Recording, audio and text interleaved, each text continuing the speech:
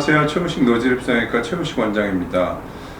오늘은 여드름 흉터, 특히나 그 파인 여드름 흉터 치료에 있어서 최근 어떤 획기적인 개선을 가져오고 있다고 평가되는 퓨어젯 치료에 대해서 알아보는 시간을 갖도록 하겠습니다.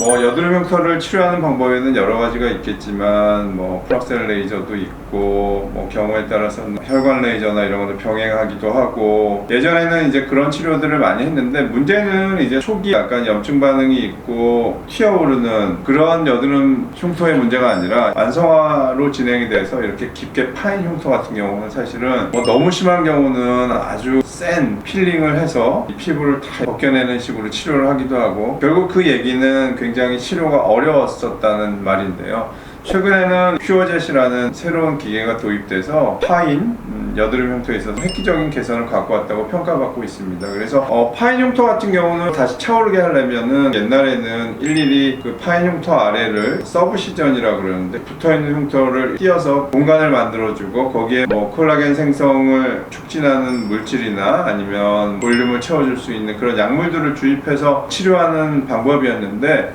퓨어젯이라는 기계는 일일이 손으로 하는 게 아니라 레이저를 쏘듯이 연속으로, 쉽게 말하면 따발총 같이 따다다다다다 이렇게 연속으로 약물을 주입하면서, 약물만 주입하는 게 아니라 퓨어젯을 쏘게 되면 진피의 깊은 층, 우리가 레티큘라 더미셀 망상진피라 그러는데, 망상진피층까지 아주 작게 서브시전을 시켜주는 효과가 있습니다. 이 퓨어젯 자체 서브시전을 해주는 파워나 이런 면에서 가장 우수한 기계로 알려져 있고, 그래서 이 기계를 이용해서 이 사진에 나오는 것 같은 이런 파인 여드름 흉터를 하면 한 번만 해도 꽤 좋은 효과를 볼 수가 있습니다. 그리고 실제로는 한 3번, 4번 정도 하면 굉장히 깊이 파인 여드름 흉터라도 상당히 개선되는 그런 효과들을 보실 수가 있습니다. 그러면은 이 퓨어젯은 저는 아주 이 기계가 나오자마자 구입을 해서 이런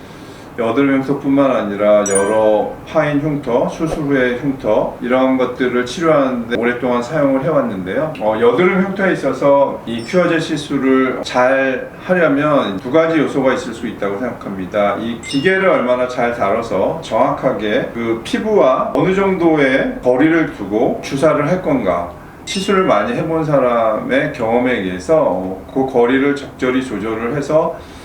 정확하게 붙어있는 흉조직을 분리하고 거기다 약물을 집어넣는 거, 이거 한 가지가 노하우라고 말씀드릴 수 있겠고요. 그리고 또 한 가지는, 요즘은 주베룩, 이 퓨어젯이라는 기계를 사용해서 주입해서 여드름 흉터를 많이 치료하고 있는데, 사실은 그렇게 너무 단순화되게 주베룩만 갖고 사용하는 것이 꼭 좋다고 생각하지는 않고요. 파인 흉터라도 이제 주변의 상황에 따라서, 예를 들면 주변에 염증 반응이 좀 진행된 경우 같은 경우는 엑소좀이나, 아니면 경우에 따라서는 환자분의 혈액에서 PRP를 추출해서 이 퓨어젯이라는 기계로 또 염증 반응이 있는 부분에 쭉 분사를 해주면